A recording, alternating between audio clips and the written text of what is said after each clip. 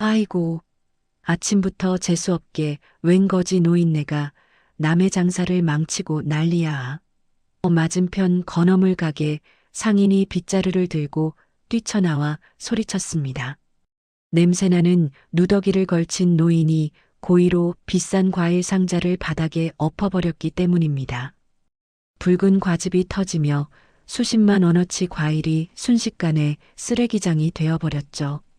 하지만 험악한 조폭 출신의 청가물 가게 청년은 분노하는 대신 조용히 바닥에 무릎을 꿇었습니다.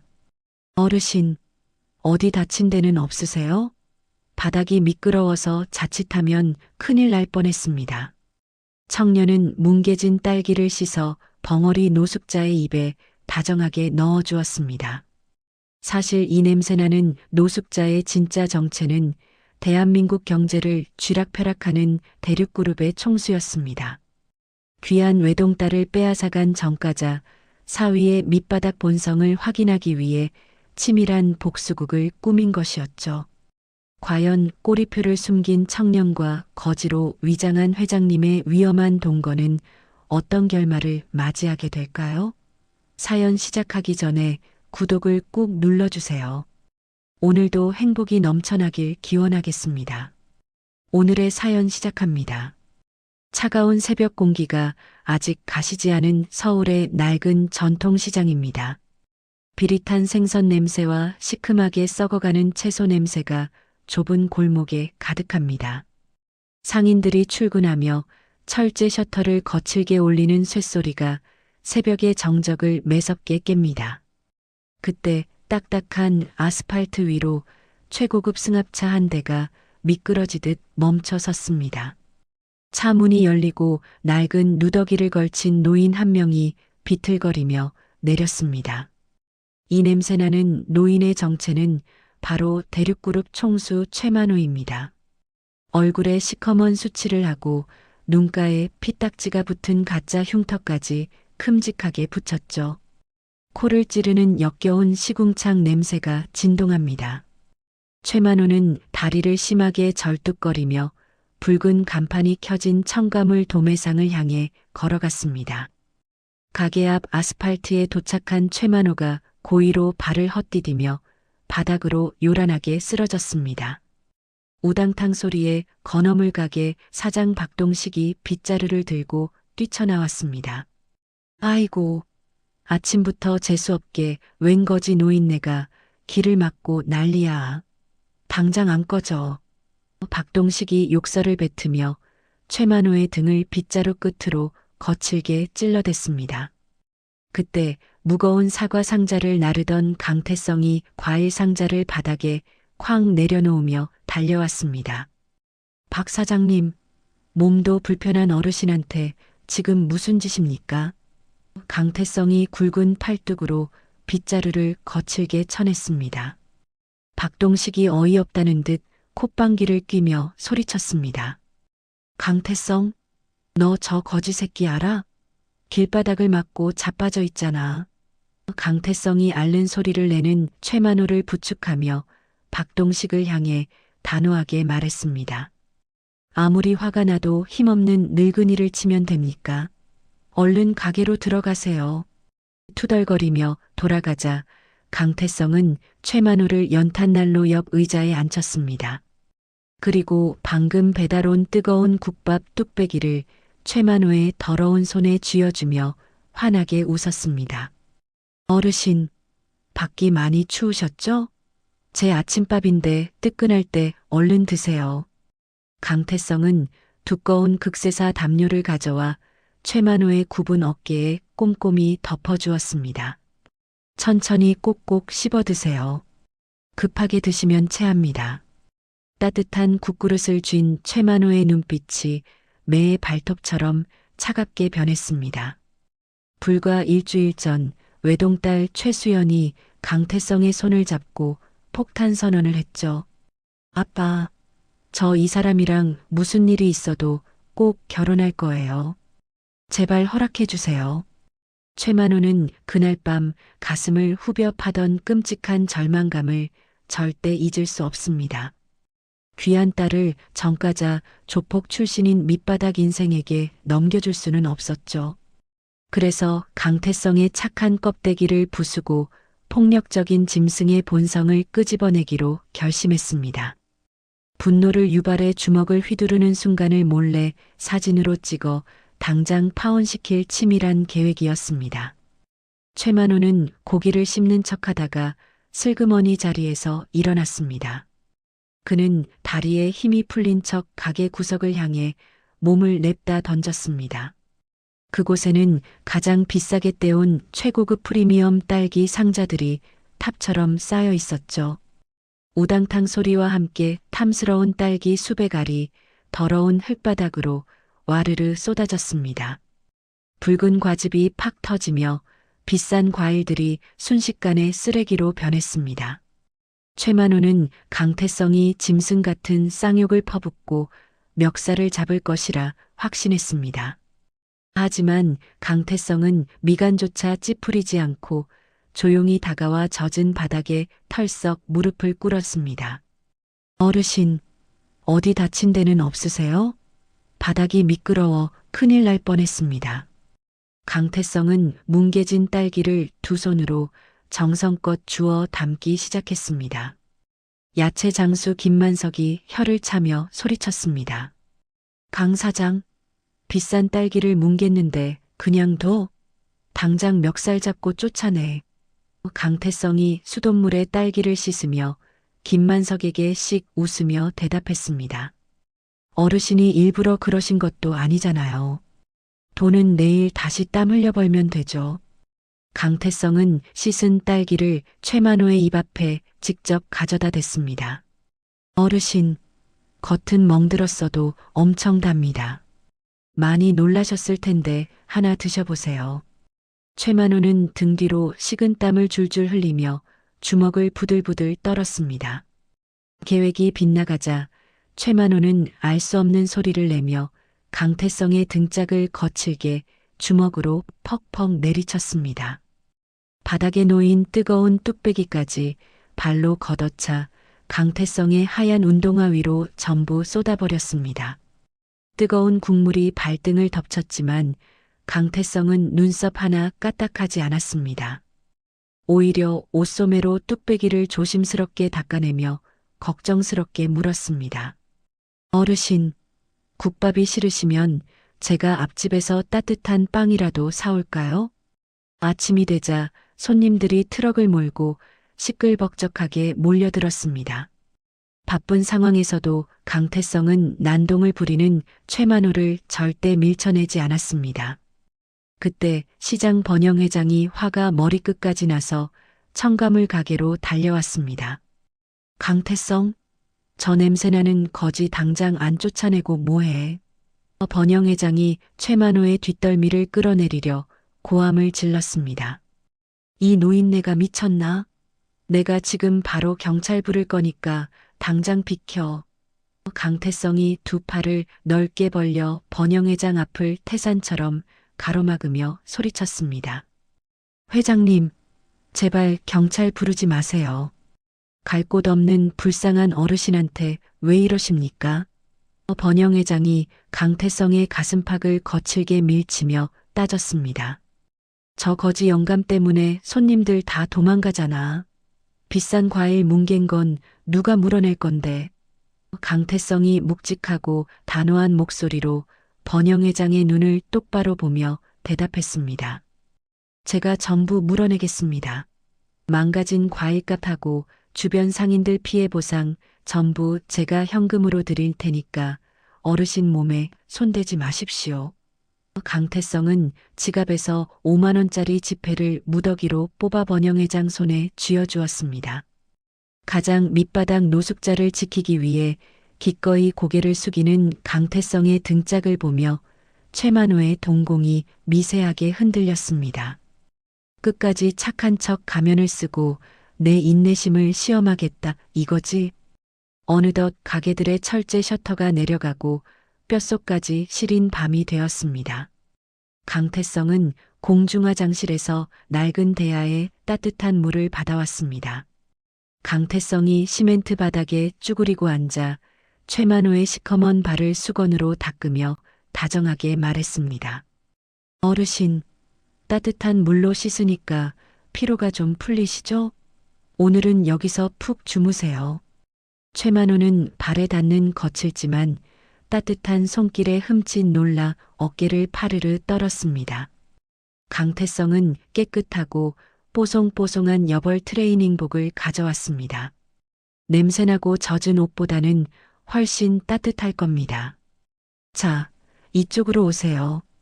창고에는 삐걱거리는 낡은 간이 침대가 딱 하나 있었습니다. 강태성이 다리가 불편한 척하는 최만호를 안아 침대에 눕히고 두꺼운 솜니부를 덮어주었습니다. 참 바닥에서 주무시면 입 돌아갑니다.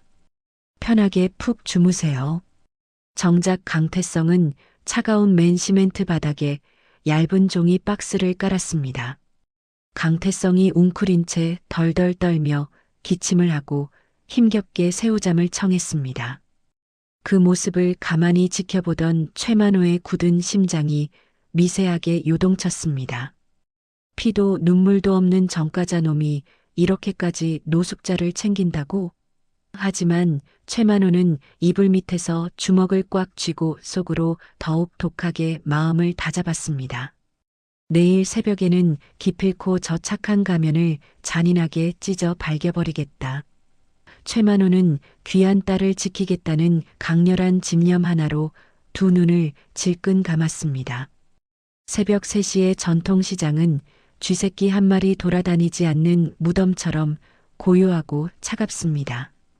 차가운 시멘트 바닥에서 올라오는 지독한 냉기가 뼛속까지 스며드는 캄캄한 시간이네요. 가로등 불빛조차 제대로 닿지 않는 어두운 청가물 가게 안에서 최만호는 조용히 번쩍 눈을 떴습니다. 옆에서는 강태성이 얇은 종이 박스 위에서 몸을 잔뜩 웅크린 채 색색거리며 깊은 잠에 빠져 있었습니다. 최만호는 소리가 나지 않게 조심스럽게 몸을 일으켜 대형마트 납품을 위해 포장된 과일 창고로 스며들어갔습니다. 창고 안에는 강태성이 어젯밤 늦게까지 정성스럽게 닦고 포장한 최고급 사과 박스 100여 개가 사람 키보다 높게 쌓여 있었습니다. 최만호는 어둠 속에서 차갑게 가라앉은 눈으로 그 과일 상자들을 빤히 노려보았습니다. 평생 곱게 키운 외동딸을 깡패 출신 놈에게 뺏길 수 없다는 지독한 분노가 다시금 최만호의 가슴 속에서 활활 타올랐습니다. 최만호는 망설임 없이 창고 구석에 있는 대형 산업용 온풍기의 전원을 켜고 온도를 최고 높이로 빙빙 돌아가게 올렸습니다. 뜨거운 열기가 창고 안을 순식간에 사우나처럼 답답하게 채우기 시작했습니다. 그것만으로는 부족했는지 최만호는 벽에 연결된 수도 호스의 밸브를 살짝 틀어 바닥에 물이 차오르게 만들었습니다. 강태성, 내 놈이 전 재산을 털어 산 이 비싼 과일들이 하룻밤새 전부 썩어 문드러지면 과연 그때도 부처님 흉내를 낼 수 있을까? 최만호는 비릿한 미소를 지으며 속으로 중얼거리고는 다시 간이침대로 돌아와 코를 골며 골아떨어진 척 연기를 시작했습니다. 새벽 4시가 되자 배달을 가기 위해 눈을 뜬 강태성이 비틀거리며 창고 문을 열었습니다. 그리고 강태성은 눈앞에 펼쳐진 끔찍한 광경에 경악을 금치 못하며 그 자리에 얼어붙고 말았습니다. 창고 안은 숨이 턱턱 막히는 뜨거운 열기로 가득했고 바닥은 발목까지 찰박거리는 물바다가 되어 있었죠. 무엇보다 박스 안에 예쁘게 포장되어 있던 최고급 사과들이 뜨거운 열기와 습기를 머금고 퉁퉁 불어 완전히 썩은 냄새를 풍기고 있었습니다. 아이고, 이게 대체 무슨 일이야? 내 사과들. 강태성이 썩어버린 사과 상자를 와락 끌어안고 물이 고인 바닥에 털썩 주저앉아 버렸습니다. 강태성의 굵은 두 손이 파르르 떨렸고 그의 맑은 눈가는 순식간에 시뻘겋게 달아올랐습니다. 오늘 아침까지 대형마트에 납품하지 못하면 엄청난 위약금을 물고 가게 문을 당장 닫아야 할 절망적인 상황이었습니다. 하지만 강태성은 옆에서 쿨쿨 자는 척 엎드려 있는 벙어리 노숙자를 단 한 번도 의심하지 않았습니다. 오히려 어젯밤 피곤해서 자신이 수도꼭지를 제대로 안 잠그고 온풍기를 끄지 않은 탓이라 자책하며 자기 머리를 마구 쥐어뜯었습니다. 강태성은 절망에 빠져 있을 시간조차 없다는 듯이 젖은 손을 바지에 쓱쓱 닦고 곧바로 낡은 휴대폰을 꺼내 들었습니다. 김 사장님, 새벽에 정말 죄송합니다. 저 시장의 강태성입니다. 제발 오늘 아침에 사과 100박스만 먼저 빌려주십시오. 강태성이 차가운 물웅덩이 바닥에 무릎을 꿇고 애타는 목소리로 싹싹 빌며 사정했습니다. 태성아, 명절 앞두고 물건이 씨가 말라서 어쩌냐. 나도 당장 도울 방법이 전혀 없다. 수화기 너머의 매정한 거절에도 강태성은 포기하지 않고 다른 외곽 농장주들에게 미친 듯이 전화를 돌렸습니다. 이 사장님, 제가 다음 달에 이자까지 넉넉하게 쳐서 꼭 갚겠습니다. 제발 저 한 번만 살려주십시오. 강태성이 바닥에 머리를 쿵쿵 조아리며 간절하게 매달리고 또 매달렸습니다.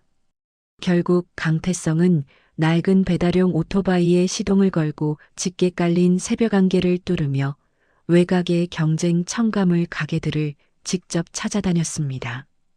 평소 알고 지내던 경쟁 상인들의 바지가랑이를 눈물로 붙잡고 엎드려 사정한 끝에 마감 시간 직전에 기적적으로 납품할 과일 물량을 전부 확보할 수 있었습니다. 아침 해가 밝게 떠오르고 작업복이 땀으로 흠뻑 젖은 강태성이 대체할 과일 박스를 가득 싣고 가게로 간신히 돌아왔습니다. 시장 골목에 아침 장사를 준비하는 상인들의 활기찬 목소리가 퍼져나갈 무렵이었습니다. 갑자기 요란하게 귀를 찢는 오토바이 엔진 소리와 함께 험악하게 생긴 타 지역 불량배 5명이 첨가물 가게로 우르르 들이닥쳤습니다. 어이구, 이게 누구야? 우리 시장의 천사 강태성 행님 아니십니까?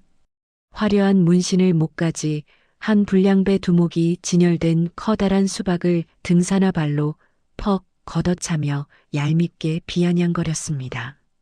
수박이 딱딱한 아스팔트 바닥에 떨어져 붉은 속살을 흉하게 드러내며 산산조각이 났습니다. 너희들 지금 남의 영업장에서 뭐하는 짓거리냐? 강태성이 목덜미에 굵은 핏대를 세우며 두 주먹을 바들바들 떨며 꽉 쥐었습니다.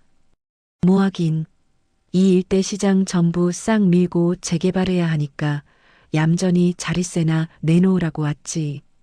정가자 깡패 새끼 주제에 어디서 선량한 시민 코스프레를 하고 지랄이야. 불량배 두목이 강태성의 넓은 가슴팍을 두 손으로 팍팍 거칠게 밀치며 이죽거렸습니다. 사실 이 험악한 불량배들은 최만호가 비서실을 통해 거액의 뒷돈을 은밀히 주고 오늘 아침 시장을 뒤집어 엎으라고 몰래 고용한 자들이었죠.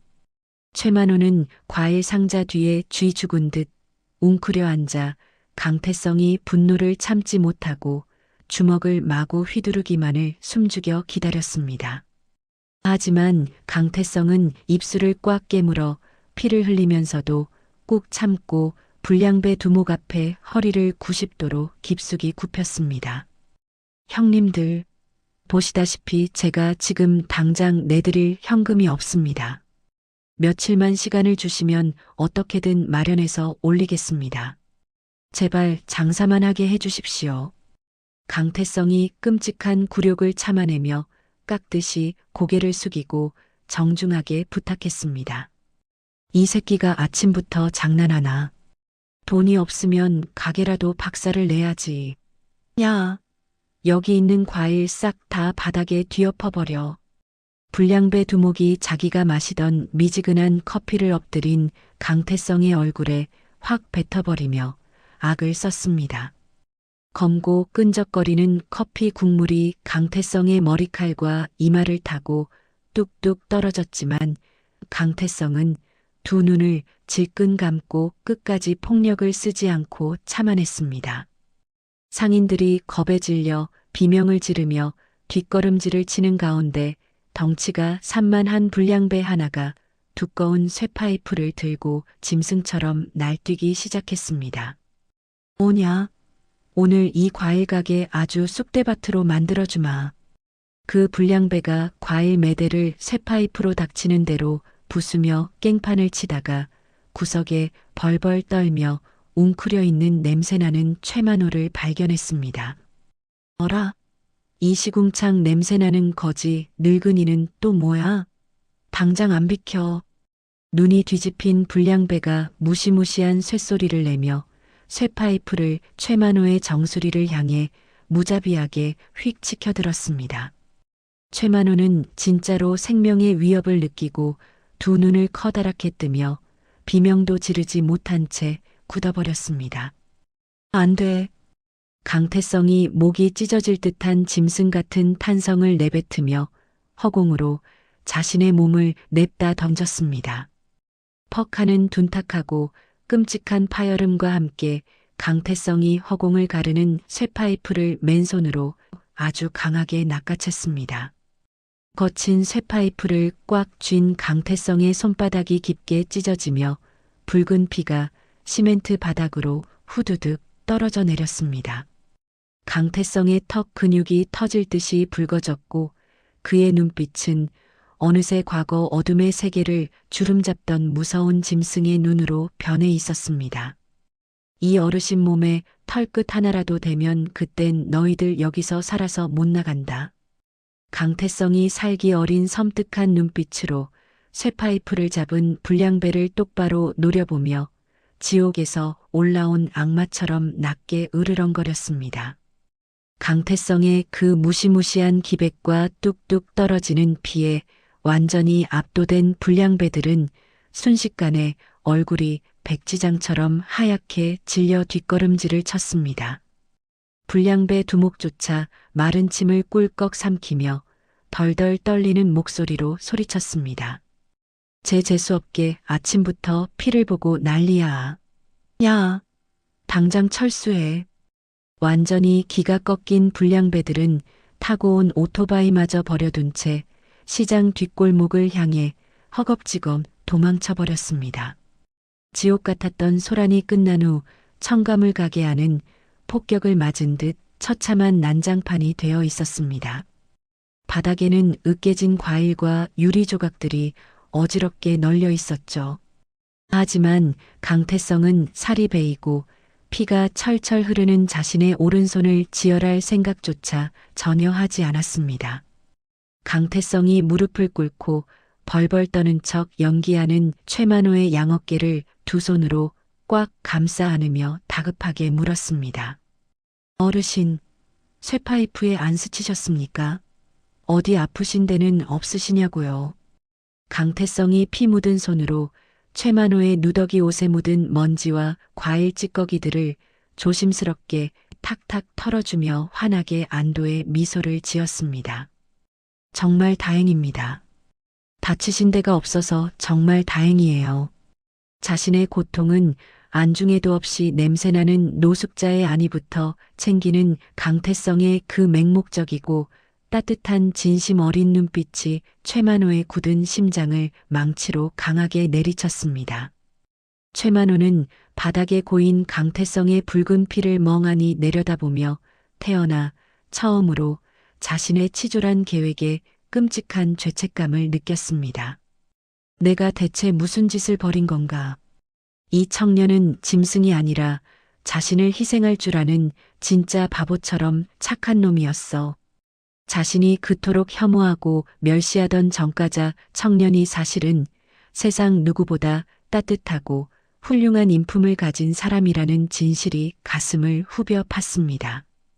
최만호의 굳게 닫혀있던 오만한 마음의 벽에 아주 커다란 균열이 쩍하고 갈라지며 속절없이 무너져 내리고 있었습니다. 그 끔찍했던 양아치 소동이 지나가고 3일 뒤 한낮 평화롭던 전통시장에 믿을 수 없는 끔찍한 일이 벌어졌습니다. 귀를 찢는 듯한 날카로운 타이어 마찰음과 함께 검은색 대형 승합차 5대가 시장 한복판으로 거칠게 밀고 들어왔죠. 차 문이 일제히 열리더니 검은 양복을 입은 건장한 사내 수십 명이 쏟아져 나왔습니다. 그들의 손에는 굵은 쇠파이프와 날카롭게 깎인 강목이 무시무시하게 들려 있었습니다. 가장 마지막에 내린 남자는 과거 강태성이 몸담았던 전국구 거대 폭력 조직의 우두머리 독사였습니다.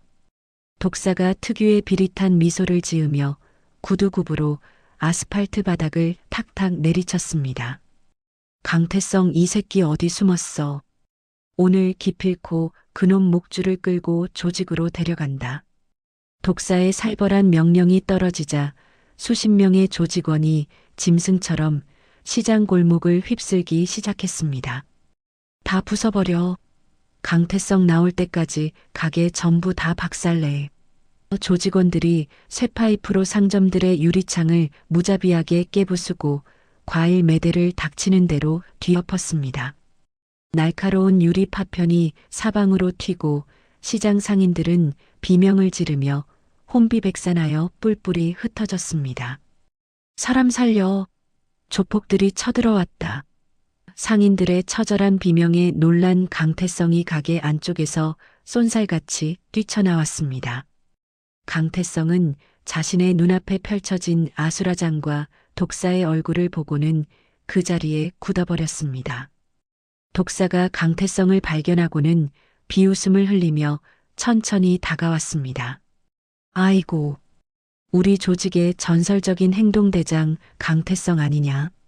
썩은 과일이나 팔고 있으니 얼굴이 아주 반쪽이 됐네. 강태성이 두 주먹을 바들바들 떨며 굵은 핏대를 세우고 소리쳤습니다. 독사 형님, 여긴 대체 어쩐 일이십니까? 저는 이미 조직에서 손 씻고 나왔습니다. 독사가 손에 쥐고 있던 강목으로 강태성의 어깨를 툭툭 치며 이죽거렸습니다. 손을 씻어. 조직에 한번 발을 들였으면 죽어서 관에 들어갈 때나 나가는 거다. 당장 내 밑으로 다시 들어와라. 안 그러면 오늘 이 시장 바닥을 완전히 잿더미로 만들어주마. 강태성이 단호하게 고개를 저으며 독사의 눈을 똑바로 노려보았습니다. 저는 절대 안 돌아갑니다. 제발 시장 사람들 괴롭히지 말고 그냥 가십시오. 강태성의 거절에 독사의 얼굴이 순식간에 악마처럼 일그러졌습니다. 이 새끼가 아직 매운맛을 덜 봤네. 야, 저 청가물 가게 진열대 싹 다 부수고 당장 휘발유 가져와서 불 싸질러 버려. 독사의 명령에 조직원들이 일제히 청가물 가게로 달려들어 과일 상자를 짓밟기 시작했습니다. 휘발유가 든 통을 가져와 가게 입구에 마구 뿌려대는 조직원도 있었죠. 강태성은 망설임 없이 맨몸으로 달려들어 조직원들의 앞을 거대한 벽처럼 막아섰습니다. 안 돼. 불은 절대 안 돼. 조직원들의 무자비한 주먹과 발길질이 강태성의 가슴과 배를 사정없이 강타했습니다. 하지만 강태성은 절대 주먹을 뻗어 반격하지 않고 오직 휘발유가 뿌려진 상자들을 밖으로 걷어내는 데에만 온 힘을 집중했습니다. 자신이 폭력을 쓰면 상인들이 더 큰 피해를 볼 것을 알기에 끝까지 입술을 깨물며 묵묵히 매를 맞았죠. 그 난장판 속에서 독사의 오른팔인 덩치 큰 조직원이 가게 구석 리어카 밑을 매섭게 쳐다보았습니다. 그곳에는 미처 대피하지 못하고 벌벌 떠는 척 웅크려 있던 노숙자 행색의 최만호가 숨어 있었습니다. 어라? 이 시궁창 냄새나는 거지 영감탱이는 뭐야? 거치적거리게. 조직원이 두꺼운 강목을 양손으로 높이 치켜들고 최만호의 머리를 향해 힘껏 내리치려 했습니다. 최만호는 등 뒤로 소름이 쫙 돋으며 두 눈을 질끈 감았습니다. 어르신 피하세요. 피투성이가 된 얼굴을 돌려 그 광경을 목격한 강태성이 짐승 같은 비명을 질렀습니다. 강태성은 허공으로 몸을 냅다 던져 최만호를 온몸으로 둥글게 끌어안았습니다. 퍽! 하는 뼈가 부서지는 듯한 파열음과 함께 조직원이 휘두른 강목이 강태성의 등과 어깨를 연달아 강타했습니다. 강태성은 입에서 붉은 피를 왈칵 토해내면서도 노숙자를 감싼 두 팔을 절대 풀지 않았습니다. 최만호는 자신의 얼굴로 뚝뚝 떨어지는 강태성의 뜨거운 피를 맞으며 심장이 멎는 듯한 충격을 받았습니다. 이놈이 지금 나를 살리려고 자기 목숨을 던진 건가? 자신을 속이고 죽이려던 대기업 회장인 줄도 모르고 강태성은 오직 냄새나는 노숙자를 살리려 뼈가 으스러지는 고통을 묵묵히 버텨내고 있었습니다. 독사가 성큼성큼 다가와 바닥에 쓰러진 강태성의 피떡이 된 머리채를 거칠게 잡아 끌어 올렸습니다.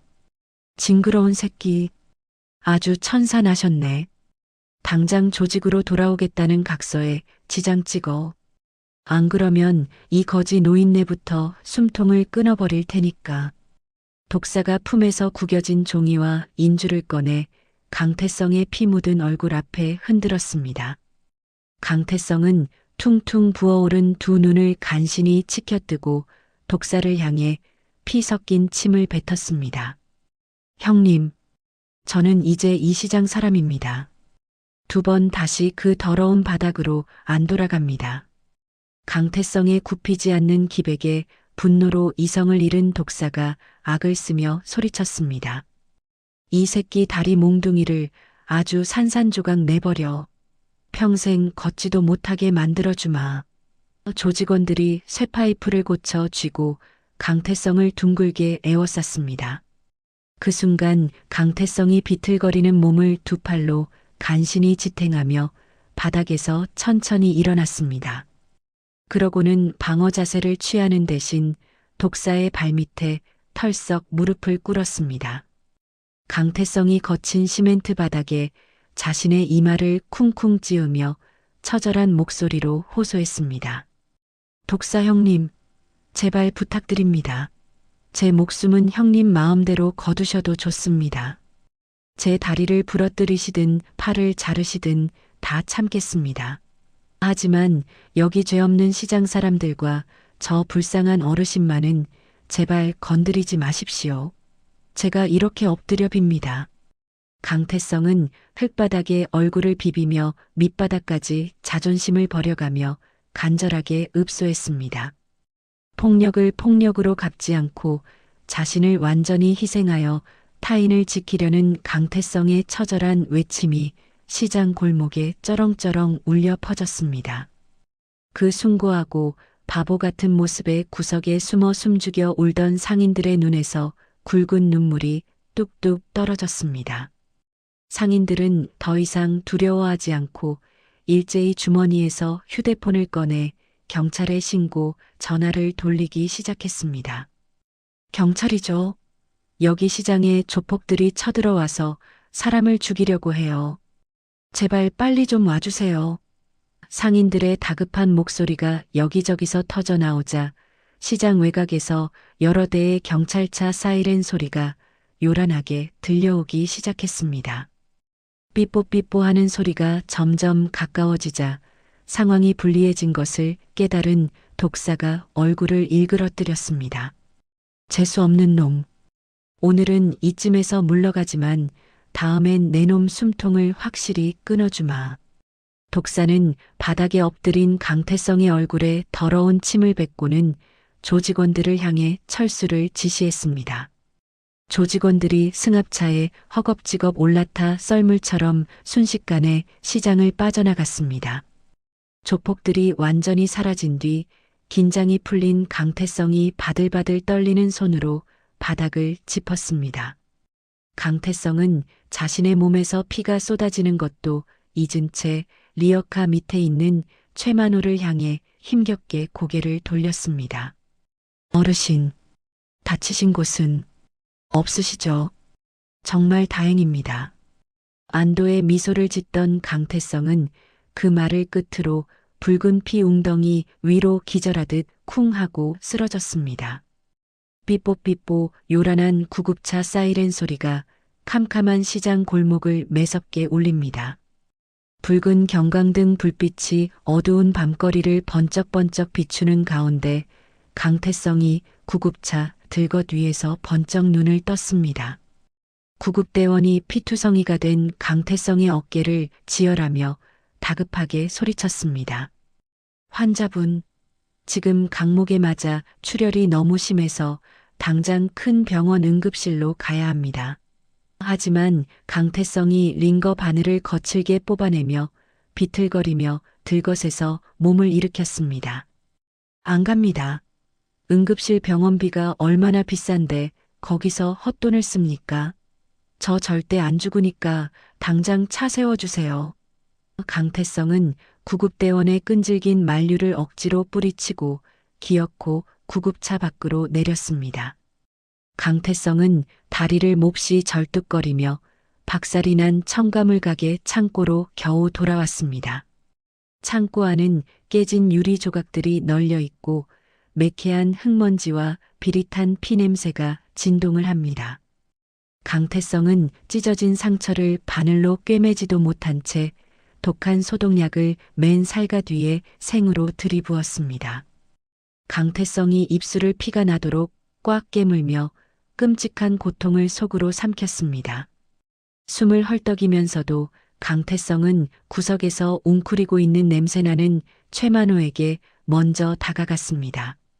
강태성이 작은 손전등을 켜서 최만호의 팔다리를 이리저리 꼼꼼하게 살피며 다정하게 물었습니다. 어르신, 뼈 부러진 데는 진짜 없으시죠? 제가 피를 너무 많이 흘려서 엄청 놀라셨겠습니다.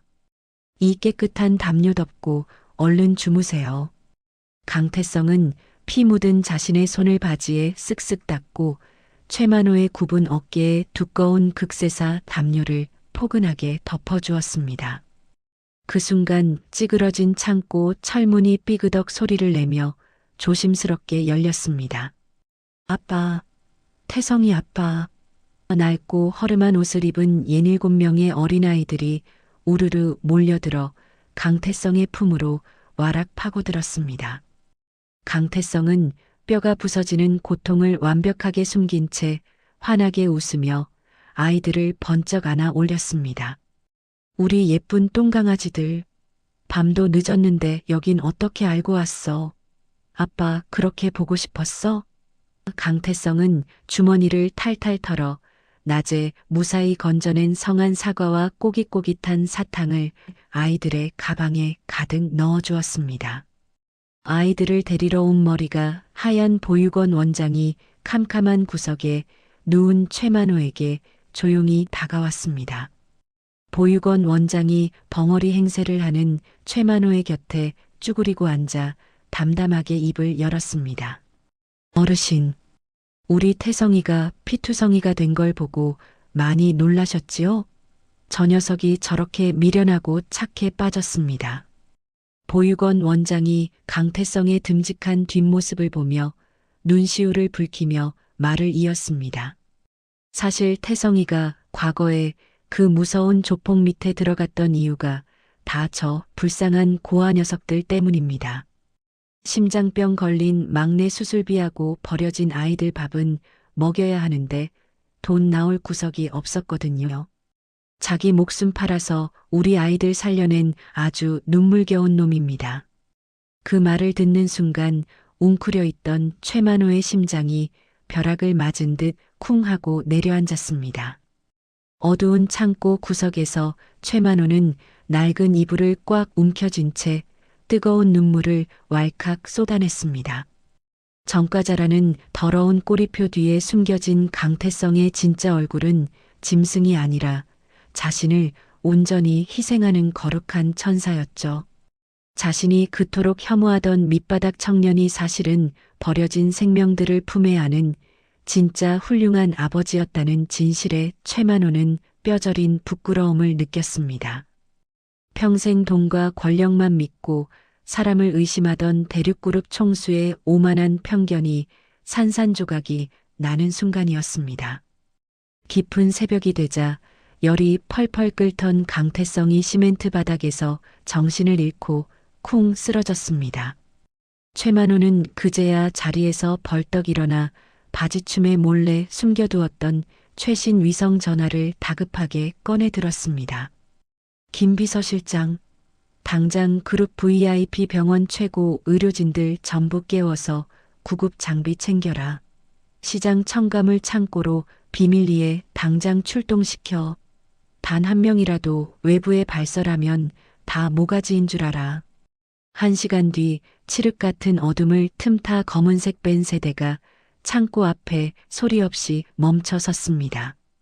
최첨단 의료 장비가 든 가방을 든 대륙그룹 최고의 의사들이 빗속을 뚫고 창고 안으로 은밀하게 잠입했습니다. 의사들이 고열로 실신한 강태성의 팔에 수면제와 강력한 항생제 링거를 조심스럽게 투여했습니다. 그러고는 찢어지고 골마가던 깊은 상처들을 전문적으로 꼼꼼하게 소독하고 완벽하게 특수 봉합을 진행했습니다. 수술이 진행되는 2시간 동안 최만호는 차가운 장대비가 쏟아지는 창고 밖 처마 밑에 꼿꼿하게 서 있었습니다. 최만호는 얇은 누더기를 입고 추위에 오들오들 떨면서도 혹시라도 외부인이 접근할까봐 매서운 눈초리로 주변을 철저히 경계했습니다. 조폭의 강목에서 자신을 살리려 목숨을 던진 훌륭한 사위를 위해 기꺼이 빗속에 보초를 서는 진정한 장인어른의 모습이었습니다. 다음 날 아침 눈부신 햇살이 창고 안으로 들어올 무렵 강태성이 번쩍 눈을 떴습니다. 어라? 내 상처가 언제 이렇게 완벽하게 꿰매져 있지? 강태성은 자신의 몸에 아주 깔끔하게 감긴 최고급 의료용 붕대와 열이 말끔히 내린 가벼운 몸 상태를 보고 어리둥절하게 주변을 두리번거렸습니다. 최만호는 서둘러 손짓 발짓을 마구 섞어가며 바닥에 떨어진 야간 무료 진료소 전단지를 붉은 손가락으로 마구 가리켰습니다. 아, 어젯밤에 지나가던 무료 의료 봉사단 의사 선생님이 저를 싹 치료해주고 가신 겁니까? 세상에 이렇게 감사할 때가 다 있나요? 강태성은 최만호의 천연덕스러운 거짓말을 한치의 의심도 없이 찰떡같이 믿고 안도의 한숨을 내쉬었습니다. 기력을 완전히 회복한 강태성은 고마움의 표시라며 가게 앞 낡은 평상에서 뜨거운 컵라면 2개를 끓여왔습니다. 강태성이 나무젓가락을 쪼개어 최만호의 손에 정성껏 쥐어주며 환하게 웃었습니다. 어르신, 밥은 없고 라면뿐이라 정말 죄송합니다. 이거라도 따뜻할 때 얼른 국물부터 훌훌 드시지요. 라면을 후루룩 넘기던 강태성이 문득 맑은 하늘을 쳐다보며 깊은 속마음을 털어놓기 시작했습니다. 그것은 바로 평범한 회사원인 줄로만 아는 여자친구 최수연에 대한 진심 어린 사랑 고백이었습니다. 어르신, 저한테는 세상에서 제일 예쁘고 마음이 착한 여자친구가 한 명 있습니다. 수연이라고 이름도 참 예쁩니다. 그 사람은 제 과거의 무서운 흉터도 다정하게 쓰다듬어주고 냄새나는 시장 바닥에서도 저랑 같이 밥을 먹어주는 진짜 천사 같은 사람입니다. 강태성의 맑은 눈빛이 사랑에 푹 빠진 순수한 소년처럼 반짝반짝 빛났습니다. 강태성이라면 국물을 한 모금 마시고는 자기 가슴에 굳은 살 박인 손을 얹으며 굳게 다짐하듯 말했습니다. 제가 배운 것도 없고 한없이 부족한 놈이지만 우리 수연이한테만큼은 절대 부끄럽지 않은 올바른 남자가 될 겁니다. 수연이 손에 평생 물 한 방울 안 묻히고 무조건 호강시켜줄 겁니다. 정과자라는 꼬리표를 이겨내고 오직 최수연만을 위해 헌신하겠다는 그 맹목적이고 깨끗한 사랑 고백에 최만호는 그만 목이 콱 메어왔습니다. 최만호는 입에 가득 머금었던 뜨거운 라면, 국물을 차마 넘기지 못하고 꿀꺽 삼키며 강태성의 얼굴을 빤히 바라보았습니다. 강태성을 향한 지독한 의심과 혐오의 늪에서 완전히 빠져나온 최만호의 주름진 얼굴에 처음으로 따뜻하고 인자한 아버지의 미소가 번지고 있었습니다. 그로부터 딱 한 달이라는 시간이 쏜살같이 흘러갔습니다. 청명하고 눈부신 가을 햇살이 따뜻하게 내리쬐는 전통시장은 오늘따라 유난히 시끌벅적하고 활기가 펄펄 넘쳐 흐르네요.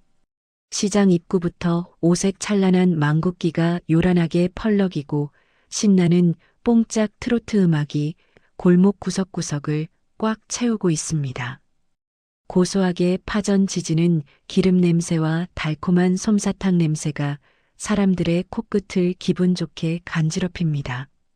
오늘은 바로 조폭의 끔찍한 위협에서 시장 상권을 무사히 지켜낸 것을 널리 기념하는 시장 새 단장 대축제가 열리는 날입니다. 시장 한가운데 크게 마련된 무대 위로 번영 회장이 마이크를 잡고 우렁차게 소리쳤습니다. 자자, 상인 여러분 다들 여기 좀 주목해 주십시오. 오늘 우리 시장을 구한 영웅에게 주는 올해의 의인상 대상은 바로 강태성 사장입니다. 무대 아래 빽빽하게 모여있던 수백 명의 상인들이 일제히 손뼉을 치며 환호성을 질렀습니다. 와, 강태성 최고다. 우리 시장의 천사 만세. 강 사장 얼른 무대 위로 올라가.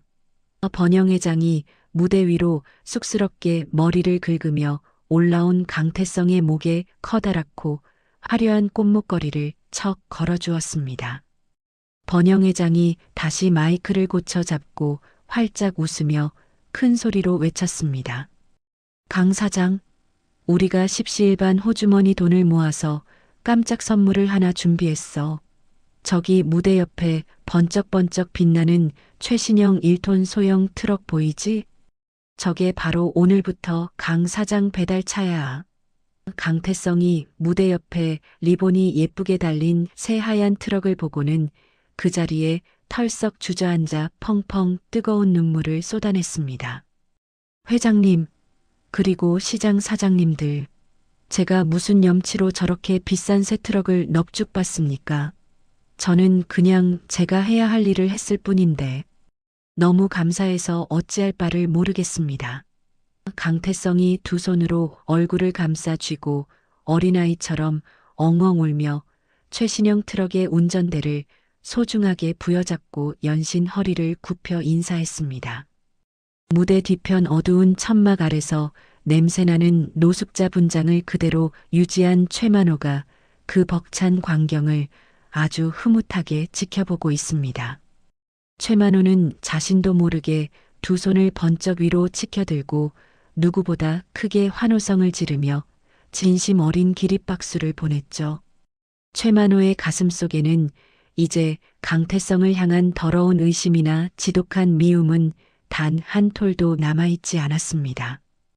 오히려 저렇게 심성이 착하고 바보 같은 훌륭한 청년을 자신의 사위로 맞이하게 되어 세상을 다 가진 듯 엄청난 감동과 뿌듯함이 쓰나미처럼 밀려왔습니다.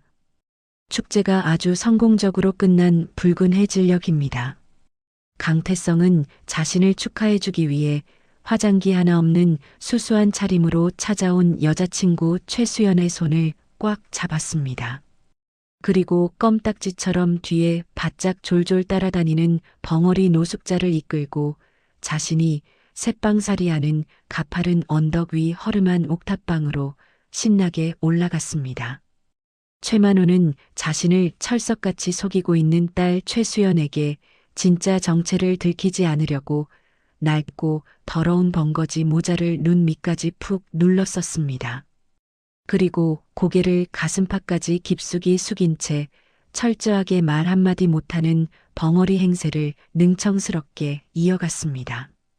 강태성은 옥탑방 옥상에 낡고 삐걱거리는 나무 평상을 활짝 펴고 작은 휴대용 가스버너 위에 까만 불판을 올렸죠. 수연아, 그리고 우리 어르신.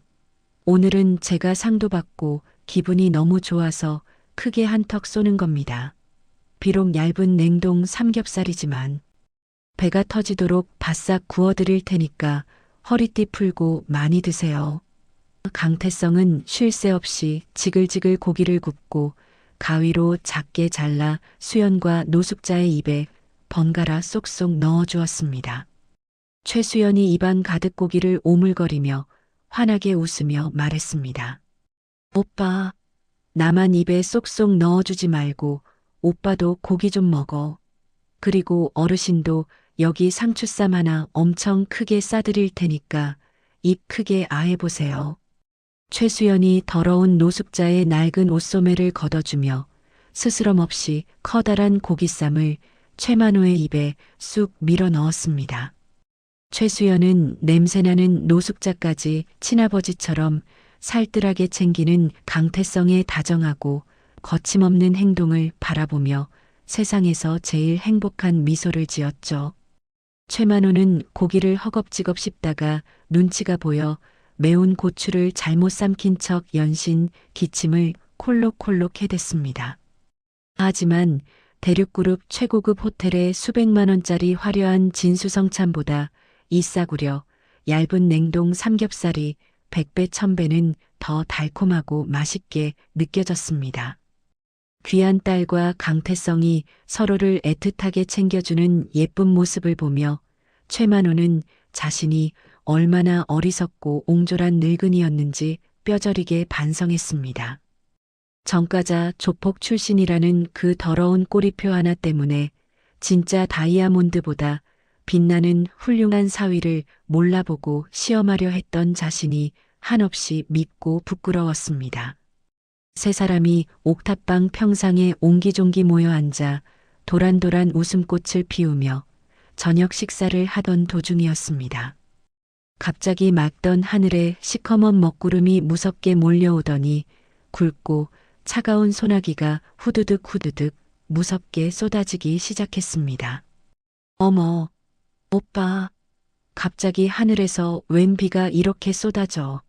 고기 불판 다 젖겠어. 최수연이 두 손으로 머리를 가리며 깜짝 놀라 비명을 질렀습니다. 강태성은 비를 막기 위해 얼른 옥탑방 창고로 쏜살같이 뛰어가 커다랗고 낡아빠진 해수욕장 파라솔을 낑낑대며 꺼내왔습니다. 수연아, 어르신, 비 맞지 말고 이쪽 파라솔 밑으로 싹 붙어 앉으세요. 비 맞으면 감기 걸리니까. 제가 파라솔 기둥 꽉 잡고 있을게요. 강태성은 무거운 파라솔의 쇠기둥을 두 손으로 꽉 부여잡고 최수연과 노숙자 쪽으로 완전히 푹 기울여 비를 막아주었습니다. 두 사람이 차가운 빗방울을 단 한 방울도 맞지 않게 완벽하게 보호하는 대신 정작 강태성 자신의 넓은 반쪽 어깨와 굵은 등짝은 쏟아지는 빗물에 흠떡 젖어 들어갔습니다. 오빠, 바보같이 그러지 말고 파라솔 똑바로 제대로 세워. 오빠 등 다 젖고 빗물 뚝뚝 떨어지잖아. 그러다 진짜 감기 걸리면 어떡하려고 그래. 최수연이 안타까운 목소리로 파라솔 기둥을 똑바로 세우려 안간힘을 썼지만 강태성은 고집스럽게 파라솔을 기울인 채 허허 웃으며 대답했습니다. 하하, 나는 워낙 어릴 때부터 튼튼하게 자라서 이까짓 비 좀 맞아도 절대 안 알아 누워. 우리 예쁜 수연이랑 불쌍한 어르신만 뽀송뽀송하면 나는 쫄딱 젖어도 아무래도 상관없어. 춥지? 고기 얼른 먹어. 차가운 빗물에 흠뻑 젖어 턱을 덜덜 떨면서도 바보처럼 환하게 웃고 있는 강태성의 헌신적인 넓은 뒷모습을 보았습니다. 최만호는 그 듬직한 뒷모습을 보는 순간 코끝이 매섭게 찡해지며 두 눈에 뜨거운 눈물이 핑 돌고 말았습니다. 과거의 전과 기록이라는 지긋지긋한 꼬리표가 아닌 맑고 따뜻한 인간 강태성 그 자체의 숭고하고 눈부시게 빛나는 진짜 가치를 온전히 깨닫는 순간이었습니다. 최만호의 가슴속 깊은 곳에 지독하게 따리를 틀고 있던 재벌가의 콧대 높은 오만함과 옹졸한 편견의 찌꺼기마저 그 차가운 소나기에 아주 깨끗하게 싹 씻겨 내려갔습니다. 이제 강태성은 누가 뭐래도 최만호가 이 세상에서 가장 존경하고 끔찍이 아끼는 자랑스러운 하나뿐인 사위로 굳건하게 자리 잡았습니다. 최만호는 강태성이 고기를 굽느라 불판에 한눈을 파는 사이 수연의 뒤통수를 향해 눈물을 글썽이며 묵직하게 고개를 끄덕였습니다. 비록 들킬까봐 벙어리 행세를 하느라 입 밖으로 말은 꺼내지 못했지만 그것은 마음속으로 이 두 사람의 결혼을 전적으로 완벽하게 허락한다는 듬직하고 무언의 승낙이었죠. 눈치 빠른 최수연은 아버지의 그 따뜻한 끄덕임을 보고 기쁨을 도저히 참지 못하고 강태성의 넓게 젖은 등 뒤로 다가가 와락 껴안았습니다. 오빠, 나 지금 이 세상에서 제일 행복한 여자야. 오빠랑 평생 이렇게 맛있는 거 먹고 매일매일 웃으면서 살고 싶어. 강태성이 뒤를 돌아보며 최수연의 젖은 머리칼을 거칠지만 다정한 손길로 쓸어 넘겨주며 씩씩하게 대답했습니다. 수연아, 나도 하늘에 맹세코 약속할게. 내 목숨을 다 바쳐서라도 너 눈에 절대 억울한 눈물 안 나게 평생 듬직하게 지켜줄게. 빗줄기가 잦아들고 캄캄한 밤이 아주 깊어지자 최만호는 옥탑방 창고 한 구석 낡고 얇은 이불 위에 웅크려 누웠습니다. 당장 내일 아침 해가 밝으면 대륙그룹 본사 꼭대기 회장실로 당당하게 돌아갈 생각에 가슴이 벅차올라 도무지 잠이 오지 않았습니다. 지긋지긋하고 냄새나는 거지 분장을 훌훌 벗어던지고 내 진짜 정체를 만천하에 밝힌 뒤 이 훌륭하고 멋진 녀석을 대륙그룹의 든든한 사위로 정식으로 맞이할 완벽한 준비를 해야겠다고 굳게 주먹을 쥐고 다짐했습니다. 최만호는 세상에서 가장 든든하고 보석 같은 사위를 얻었다는 벅찬 기쁨을 안고 빗소리를 자장가 삼아 그 어느 때보다 평온하고 달콤한 잠에 푹 빠져들었습니다. 화기애애했던 옥탑방의 밤이 저물어가고 모두가 깊은 잠에 빠진 캄캄한 새벽입니다. 하늘에 커다란 구멍이라도 뚫린 듯 무시무시한 폭우가 낡은 양철 지붕을 요란하게 때리며 쏟아지고 있네요. 번쩍이는 번개가 어두운 옥탑방 안을 하얗게 비출 때마다 축축하고 스산한 기운이 방 안을 무겁게 맴돕니다. 비바람이 창문을 거칠게 흔드는 소리가 마치 불길한 징조를 알리는 경고처럼 섬뜩하게 울려 퍼집니다. 방 한구석 낡은 이불에 누워있던 최만호가 갑자기 두 눈을 번쩍 떴습니다. 최만호가 양손으로 자신의 가슴을 거칠게 쥐어뜯으며 극심한 호흡 곤란을 호소하기 시작했습니다. 최만호의 입에서 컥컥거리는 끔찍한 쇳소리가 새어나오더니 이내 시멘트 바닥 위로 고통스럽게 굴러떨어졌습니다. 바닥을 구르며 목을 부여잡는 최만호의 이마에는 식은 땀이 비 오듯 쏟아졌습니다. 요란한 소리에 놀라 잠에서 깬 강태성이 자리에서 벌떡 일어났습니다. 얼굴이 하얗게 질려 사색이 된 최만호의 상태를 확인한 강태성이 다급하게 소리쳤습니다. 어르신 갑자기 왜 이러십니까? 제발 정신 좀 차려보세요. 강태성이 즉각 낡은 휴대폰을 꺼내 번호를 누르며 119 구조대원에게 애타게 구조를 요청했습니다. 여기요. 여기 시장 위 산동네 옥탑방인데 사람이 숨을 못 쉬고 쓰러졌습니다. 얼굴이 새파래지고 당장 숨이 넘어갑니다. 제발 구급차 좀 빨리 보내주세요. 수화기 너머로 구급대원의 절망적이고 다급한 목소리가 크게 들려왔습니다. 선생님, 지금 엄청난 폭우 때문에 산동네 진입로에 토사가 무너져 내렸습니다. 좁은 골목에 불법 주차된 차량들까지 엉켜 있어서 구급차가 옥탑방 근처로는 도저히 접근할 수가 없습니다. 환자분을 직접 업고 병원 응급실까지 당장 뛰어오셔야 합니다. 강태성이 절망감에 머리를 감싸쥐며 소리쳤습니다. 그게 무슨 소립니까? 여기서 병원이 얼마나 먼데 빗속을 뚫고 노인네를 업고 뜁니까? 사람 죽는 꼴 보고 싶으세요? 죄송합니다. 지금 저희도 포크레인으로 길을 뚫고 있지만 시간이 너무 지체됩니다. 환자분 숨 넘어가기 전에 당장 업고 뛰셔야 합니다. 강태성의 심장이 철렁 내려앉으며 머릿속이 새하얗게 변해버렸습니다. 이 무서운 폭우 속에서 쓰러진 노인을 업고 그 가파르고 미끄러운 계단을 내려간다는 것은 자칫 둘 다 끔찍하게 목숨을 잃을 수도 있는 미친 짓이었습니다. 하지만 강태성은 단 1초의 망설임도 없이 체격이 큰 최만호를 자신의 넓은 등에 단단히 들쳐 업었습니다.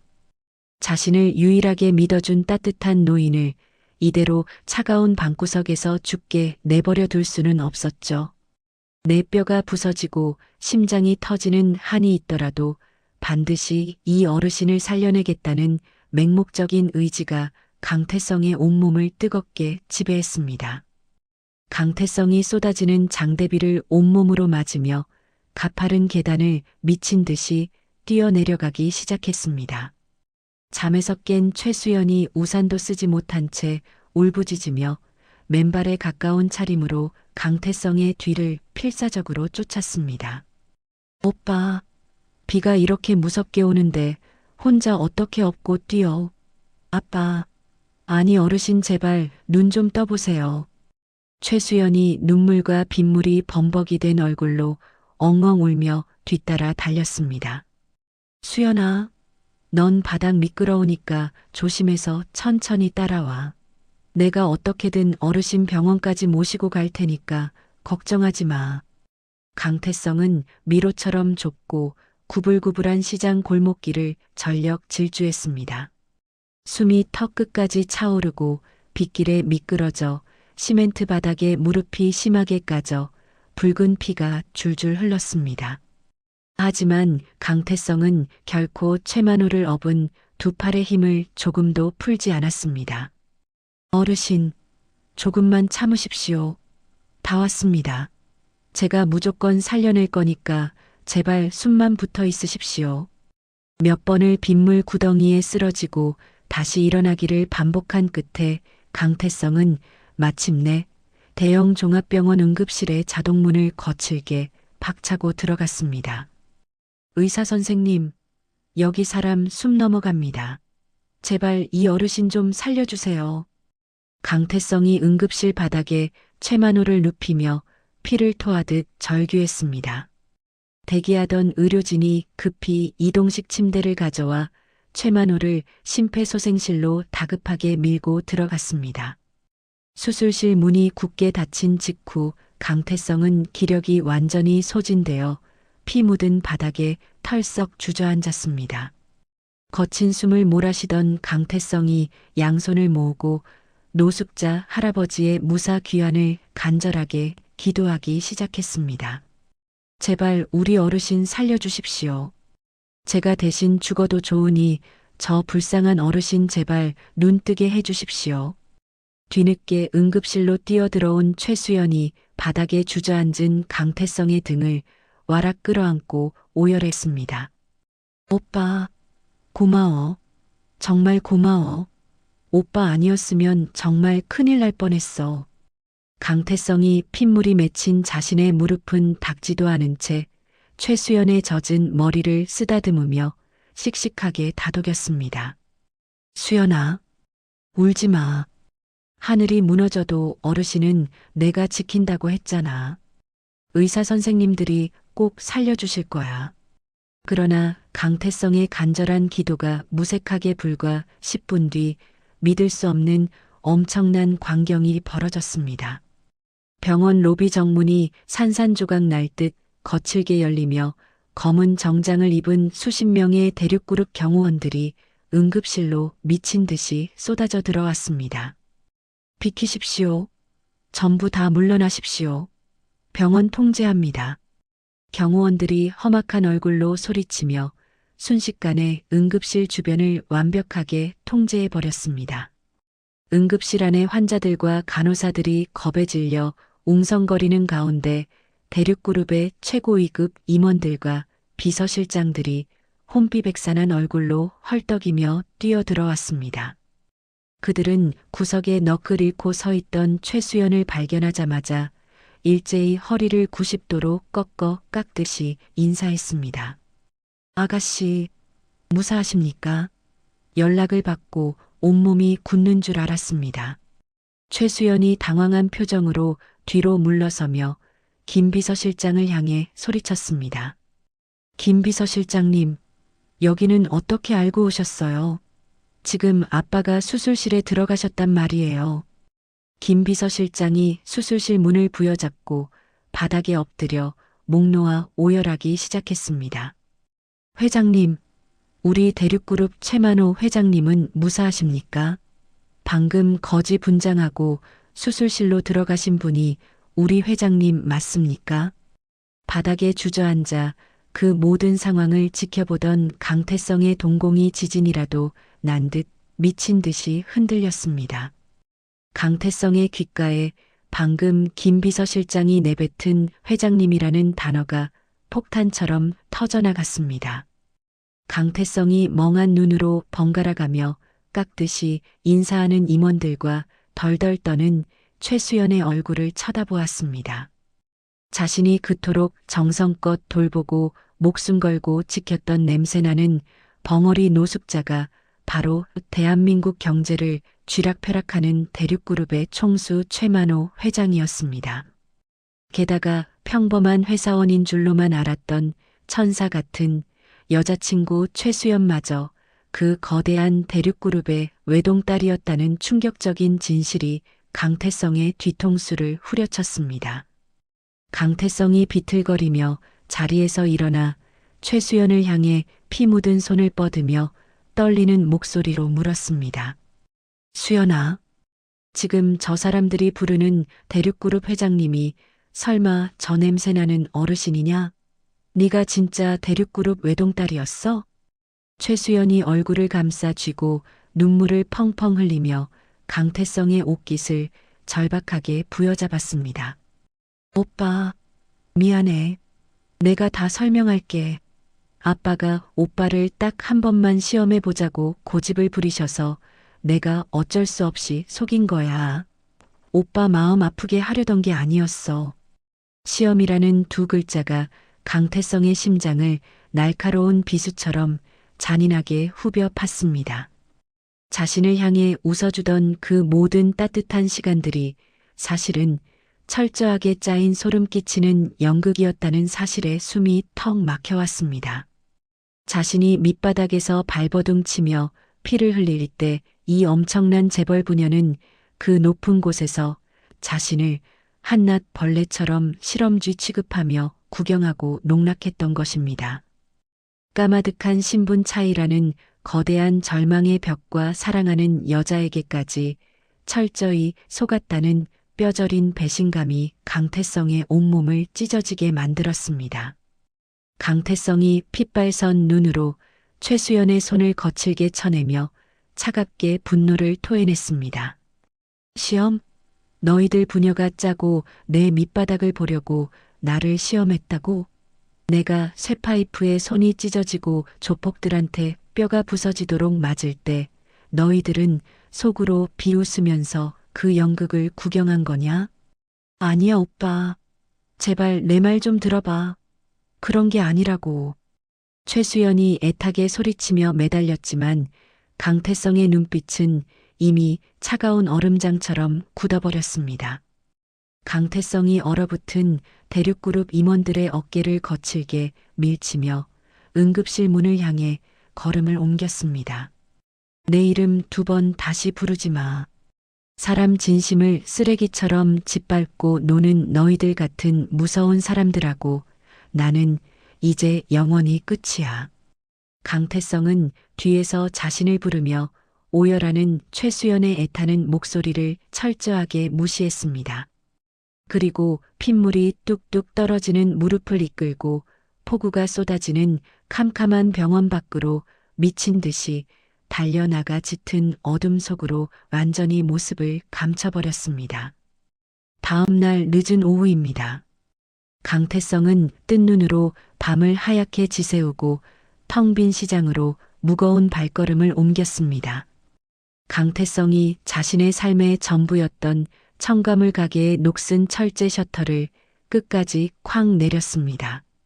자물쇠를 굳게 채운 강태성이 열쇠를 번영회장 가게 앞 우편함에 조용히 던져 넣었죠. 언덕 위 옥탑방으로 올라간 강태성은 낡은 배낭 하나에 옷가지 몇 개만 대충 쑤셔 넣었습니다. 강태성은 최수연의 연락을 모조리 차단한 채 도망치듯 남부행 시외버스 터미널로 향했습니다. 터미널 대합실 구석 낡은 의자에 고개를 푹 숙이고 앉아있던 강태성의 앞으로 누군가 거칠게 뛰어왔습니다. 눈물과 빗물로 범벅이 된 최수연이 강태성의 거친 손을 절박하게 꽉 부여잡았습니다. 오빠, 내가 진짜 비 맞으면서 한참 찾았잖아. 갑자기 가게 문은 왜 닫고 전화는 왜 다 안 받아? 강태성이 아주 차가운 눈빛으로 최수연의 손을 매몰차게 뿌리치며 자리에서 일어났습니다. 수연아, 어제 병원 응급실에서 내 입으로 분명히 다 끝났다고 말했을 텐데 여기는 왜 쫓아왔어? 최수연이 다시 강태성의 팔을 꽉 붙잡고 엉엉 소리 내어 울며 간절하게 매달렸습니다. 오빠, 제발 나 버리고 가지 마. 아빠가 거지 분장하고 오빠 시험한 거 100번 1000번 다 우리 잘못이야. 하지만 오빠를 향한 내 사랑만큼은 진짜 진심이었어. 제발 내 말 좀 믿어줘. 강태성이 핏발선 눈으로 최수연을 똑바로 노려보며 단호하게 선을 그었습니다. 진심? 사람을 제일 밑바닥까지 철저하게 속이고 농락하면서 구경하는 게 너희 재벌가에서 말하는 진심이냐? 나는 너희들처럼 사람 마음 장난감 취급하는 무서운 사람들하고 더는 엮이기 싫다. 우리는 애초에 노는 물이 달랐던 거야. 강태성은 가슴이 갈기갈기 찢어지는 끔찍한 고통을 억누르며 시동이 켜진 지방행 버스를 향해 무거운 발걸음을 억지로 옮겼습니다. 최수연이 차가운 바닥에 주저앉아 강태성의 이름을 애타게 불렀지만 강태성은 단 한 번도 뒤를 돌아보지 않았습니다. 한편 같은 시각 대형 종합병원 최고급 VIP 병실입니다. 의료진의 신속한 응급조치로 간신히 심정지 고비를 넘긴 최만호가 산소호흡기를 떼고 번쩍 눈을 떴습니다. 침대 옆을 지키고 서 있던 김 비서실장이 다급하게 다가와 허리를 굽혔습니다. 회장님, 이제 정신이 좀 드십니까? 강태성 그놈이 지금 시장 가게 문 다 닫고 짐을 싸서 시외버스 터미널로 도망쳤답니다. 제가 당장 경호원들 풀어서 그놈 잡아올까요? 최만호가 그 보고를 듣자마자 두 눈을 부릅뜨고 침대에서 거칠게 몸을 일으켰습니다. 뭐라고? 태성이가 떠난다고. 안 돼. 당장 내 차 대기시켜. 최만호가 자신의 팔뚝에 깊게 꽂혀있던 굵은 링거 바늘을 피가 튀도록 거칠게 쑥 뽑아버렸습니다. 간호사와 전담 의사들이 깜짝 놀라 달려들어 최만호의 양팔을 붙잡고 필사적으로 말렸습니다. 회장님, 지금 일어나시면 안 됩니다. 아직 절대 안정을 취하셔야 합니다. 지금 밖으로 나가시면 쓰러지십니다. 최만호가 붉은 핏대가 선 목소리로 사자처럼 호통을 치며 의사들을 매섭게 밀쳐냈습니다. 이놈들아 다 비켜. 내가 지금 여기서 편하게 누워있으면 내 평생 가장 귀한 보석을 영영 잃어버리게 생겼어. 비키란 말이야. 최만호는 얇은 환자복을 입은 맨발 차림 그대로 병실 밖을 향해 미친 듯이 뛰쳐나갔습니다. 대륙그룹의 검은색 최고급 세단 수십 대가 일제히 요란한 경광등을 켜고 일반 도로의 신호를 무시하며 터미널을 향해 목숨 건 질주를 시작했습니다. 꽉 막힌 도로를 무법자처럼 뚫고 달린 최만호의 선두 차량이 터미널 승차장 안으로 거칠게 난입했습니다.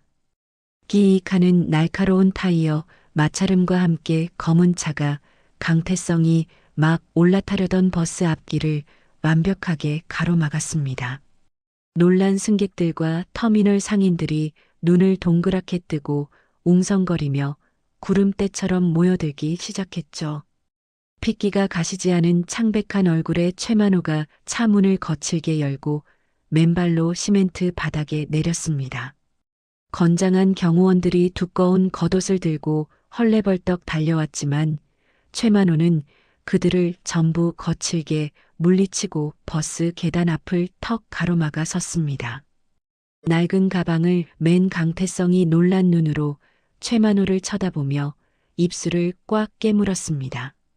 회장님, 대체 언제까지 저를 비참한 구경거리로 만드실 작정입니까? 당장 길 비키십시오.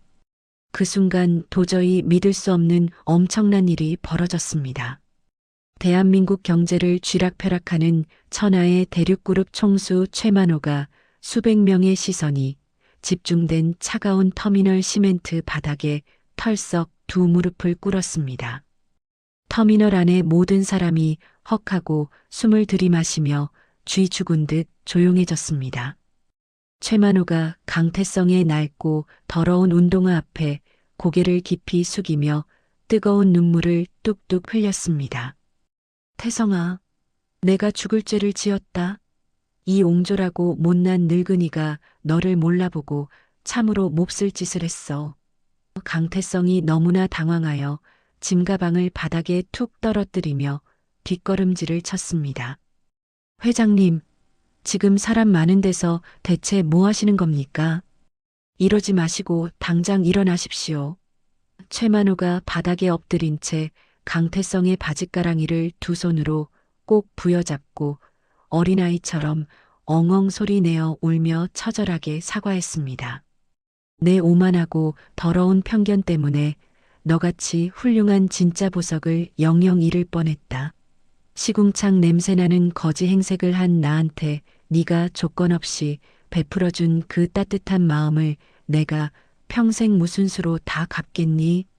무서운 조폭놈들 강목에 뼈가 부서지면서도 나를 꽉 감싸주던 내 피 묻은 등을 보면서 내 썩은 심장이 찢어지는 줄 알았다. 최만호의 진심 어린 뜨거운 눈물과 뼈저린 반성에 터미널에 숨죽여 서 있던 수많은 시민도 숙연해져 코끝을 붉혔습니다. 태성아, 네가 날 평생 원망하고 쳐다보지도 않는다고 해도 나는 할 말이 없다. 하지만 우리 수연이는 아무 죄가 없어. 다 이 의심 많은 애비가 강제로 시켜서 억지로 한 짓이야. 제발 날 봐서라도 우리 불쌍한 딸 눈에 피눈물은 흘리게 하지 말아다오. 내가 이렇게 바닥에 엎드려 빌마. 최만호가 거친 바닥에 이마를 쿵쿵 찌으며 처절하게 용서를 구했습니다. 굳게 닫혀있던 강태성의 붉은 눈시울에서 마침내 굵은 눈물방울이 뚝뚝 떨어져 내렸습니다. 거대한 재벌 회장이 자신을 위해 체면을 전부 버리고 맨발로 무릎을 꿇은 그 묵직한 진심이 강태성의 얼어붙은 심장을 완벽하게 녹여버렸습니다. 강태성은 천천히 허리를 굽혀 최만호의 덜덜 떨리는 양어깨를 두 손으로 따뜻하게 감싸 안았습니다. 장인어른, 이제 그만 고개 드십시오. 차가운 바닥에 계속 이러고 계시면 진짜로 큰일 나십니다. 강태성이 회장님 대신 장인어른이라는 호칭을 부르며 최만호를 조심스럽게 일으켜 세웠습니다. 그리고 모든 원망과 상처를 깨끗하게 씻어내는 아주 뜨거운 화해의 포옹을 나누었습니다.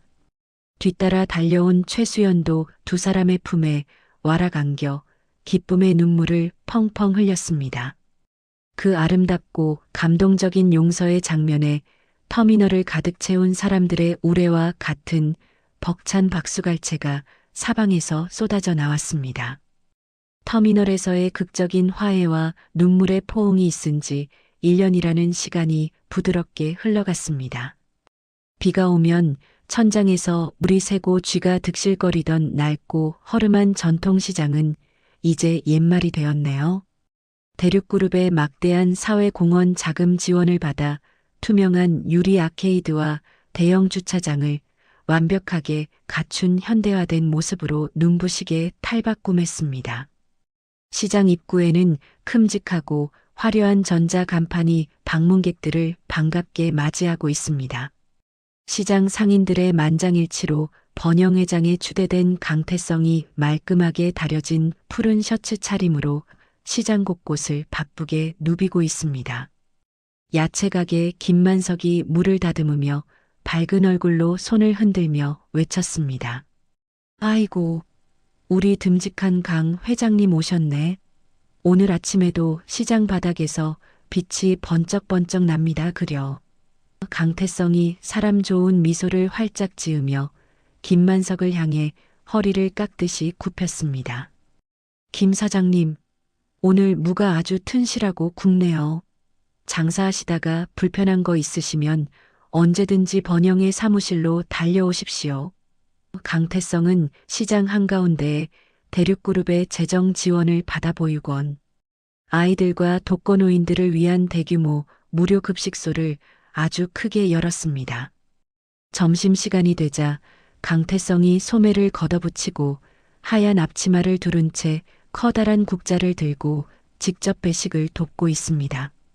강태성이 식판을 든 구분 등의 할머니에게 밥을 수북하게 퍼주며 다정하게 말했습니다. 할머니, 오늘은 소고기 듬뿍 넣고 끓인 미역국입니다. 많이 드시고 부족하시면 언제든지 또 오셔서 더 드세요. 배식을 돕기 위해 달려온 보육원 원장이 강태성의 어깨를 두드리며 대견한 듯 웃었습니다. 태성아, 네가 이렇게 번듯하게 성공해서 불쌍한 사람들 밥까지 챙겨주니 내 평생 오늘처럼 기쁜 날이 없다. 강태성이 이마에 흐르는 땀을 손등으로 훔치며 쑥스러운 듯 대답했습니다. 다 원장님께서 저를 사람 만들어주신 덕분입니다. 제가 시장에서 받은 사랑을 이렇게라도 꼭 갚고 싶었습니다. 오후가 되자 지하철역 입구 쪽에서 세련된 캐주얼 점퍼를 입고 등산화를 신은 최만호가 걸어 들어왔습니다. 냄새나는 누더기를 걸친 벙어리 노숙자나 검은 정장을 입은 무서운 대기업 회장의 모습은 온데간데 없습니다. 최만호는 양손 가득 장바구니를 든 채 자신을 알아보고 인사하는 상인들과 스스럼 없이 넉살 좋게 농담을 주고받습니다. 건어물 가게 박동식이 멸치 상자를 정리하다가 최만호를 보고 넙죽 인사를 건넸습니다. 아이고, 사돈어른 오셨습니까? 오늘 옷 입으신 게 꼭 텔레비전에 나오는 영화배우 같습니다. 최만호가 호탕하게 웃으며 박동식의 등을 툭툭 쳤습니다. 박 사장, 내가 한창 때는 인물이 아주 훤했지. 그나저나 오늘 멸치똥은 다 떼고 파는 건가? 저번에 산 건 써서 혼났어. 완벽한 시장의 단골 손님으로 녹아든 최만호는 의뢰 강태성이 운영하는 도매상 앞에 멈춰 섰습니다. 이제는 직원을 3명이나 두고 아주 크게 운영되는 번듯한 첨가물 가게입니다. 최만호가 진열된 커다란 수박을 통통 두드리며 장난스러운 얼굴로 강태성에게 물었습니다. 태성아, 오늘 이 수박 한 통에 얼마냐? 색깔은 좋은데 소리가 둔탁한 게 영 싱거워 보인다. 과일 상자를 나르던 강태성이 얼른 달려와 허리를 굽히며 맞장구를 쳤습니다. 장인어른 오셨습니까? 그 수박은 세상에서 제일 단꿀 수박입니다. 단돈 5만 원만 주십시오. 최만호가 눈을 동그랗게 뜨고 과장된 목소리로 타박을 주었습니다. 뭐가 이리 비싸? 뒷방 늙은이 주머니 사정 빤한 거 다 알면서 좀 깎아다오. 사위놈이 장인한테 바가지를 씌우려 드네. 강태성이 못 이기는 척 환하게 웃으며 수박과 함께 참외 여러 개를 장바구니에 듬뿍 얹어주었습니다. 아이고, 제가 장인어른을 어떻게 이기겠습니까? 알겠습니다. 특별히 5만 원에 수박 한 통 드리고 참외까지 덤으로 아주 넉넉하게 끼워드리겠습니다. 장난스러운 두 사람의 실랑이에 주변에서 구경하던 상인들이 배를 잡고 껄껄 웃음을 터뜨렸습니다. 화창하고 눈부신 봄날의 주말이 찾아왔습니다. 대륙그룹 소유의 최고급 호텔 예식장이 아닌 새롭게 단장한 전통시장 중앙광장에서 소박하지만 세상에서 가장 아름다운 야외 결혼식이 열렸습니다. 시장 바닥 전체에 붉은 카펫이 깔리고 오색 찬란한 생화가 광장 곳곳을 화려하게 장식하고 있네요. 하객석의 풍경은 그야말로 장관이었습니다. 대륙그룹의 최고위 임원들과 각계각층의 콧대 높은 정재계 인사들이 값비싼 맞춤 양복을 입고 플라스틱 간이의자에 빼곡하게 앉아 있습니다. 그들 바로 옆에는 목에 수건을 두르고 앞치마를 입은 시장 상인들과 보육원 아이들이 격에 없이 뒤섞여 앉아 진심으로 박수를 치고 있죠. 턱시도를 멋지게 차려입은 강태성이 버질로드 끝에서 떨리는 마음으로 입장 준비를 하고 있습니다. 오빠, 진짜 떨린다. 오빠 오늘 세상에서 제일 멋있어. 순백의 눈부신 웨딩드레스를 입은 최수연이 강태성을 향해 손을 흔들며 해맑게 웃었습니다. 강태성이 주먹을 불끈 쥐고 최수연을 향해 씩씩하게 외쳤습니다. 수연아, 너는 오늘 세상에서 제일 예쁜 천사 같아. 내가 평생 진짜 행복하게 해줄게. 아름다운 피아노 선율이 울려 퍼지자 최만호가 최수연의 손을 꽉 잡고 버질로드 위로 천천히 걸어 나왔습니다. 최만호의 주름진 얼굴에는 세상을 다 가진 듯한 환하고 자애로운 미소가 가득 번져 있습니다. 신랑 자리에 늠름하게 서 있는 강태성에게 다가간 최만호는 딸의 손을 건네주는 대신 아주 묵직한 행동을 취했습니다. 최만호가 강태성의 굳은 살 박인 두 손을 자신의 큰 손으로 꽉 맞잡고 오랫동안 놓지 않았습니다. 태성아, 내 귀한 딸 수연이를 부탁한다. 너는 내 평생 최고의 은인이자 자랑스러운 아들이다. 최만호가 마이크를 넘겨받고 수백 명의 하객을 향해 쩌렁쩌렁한 목소리로 당당하게 선언했습니다. 여러분, 여기 서 있는 이 듬직한 신랑 강태성은 제 인생 황혼기에 가장 큰 가르침을 준 진정한 스승입니다. 저의 오만하고 더러운 편견을 산산조각 내주고 사람의 진짜 됨됨이가 무엇인지 가르쳐준 세상 그 누구보다 훌륭한 제 사위입니다. 최만호의 진심이 가득 담긴 축사의 하객석에서는 우레와 같은 기립박수와 함성이 쏟아져 나왔습니다. 보육원 아이들이 쪼르르 달려나와 맑고 고운 목소리로 율동을 섞어가며 귀여운 축가를 부르기 시작했습니다. 아이들의 노랫소리가 따뜻한 봄바람을 타고 광장 전체에 아름답게 울려 퍼졌습니다.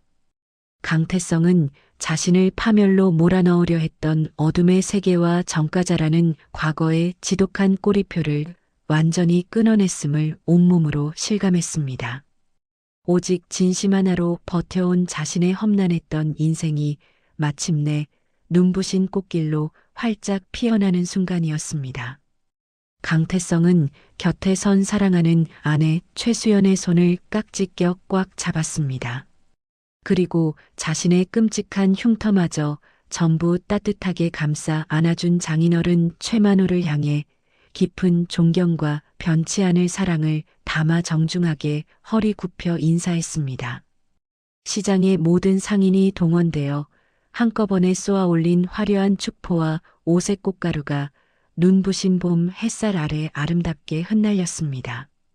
강태성과 최수연이 서로의 눈을 다정하게 마주보며 세상을 향해 가장 환하게 웃음 지었습니다.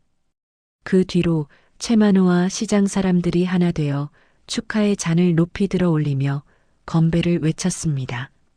가장 밑바닥 시궁창에서 피어난 숭고한 희생이 가장 오만한 마음을 녹여낸 위대한 사랑과 용서의 이야기는 이렇게 가슴 벅찬 훈훈함 속에서 완전한 해피엔딩을 맞이했습니다.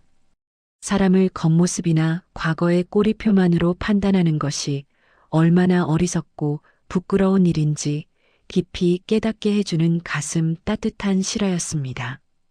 가장 냄새나고 보잘것없는 거지 노인에게 기꺼이 자신의 밥과 침대를 내어주고 위험한 순간에 온몸을 던진 강태성의 진심은 단단하게 얼어붙었던 대기업 회장의 마음까지 완벽하게 녹여버렸습니다. 진짜 보석은 화려한 돈이나 권력이 아니라 남을 위해 희생할 줄 아는 따뜻한 마음 속에 빛나고 있다는 것을 우리에게 가르쳐 주네요. 우리 시청자 여러분의 일상에도 겉모습이 아닌 진실한 마음을 나눌 수 있는 좋은 인연이 가득하시기를 간절히 소망합니다. 끝까지 시청해 주셔서 정말 감사합니다. 오늘의 사연이 감동적이셨다면 화면 아래에 있는 붉은색 구독 버튼과 좋아요를 꾹 눌러주시고 따뜻한 응원의 댓글도 많이 남겨주세요. 늘 건강하시고 평안하시기를 기원합니다.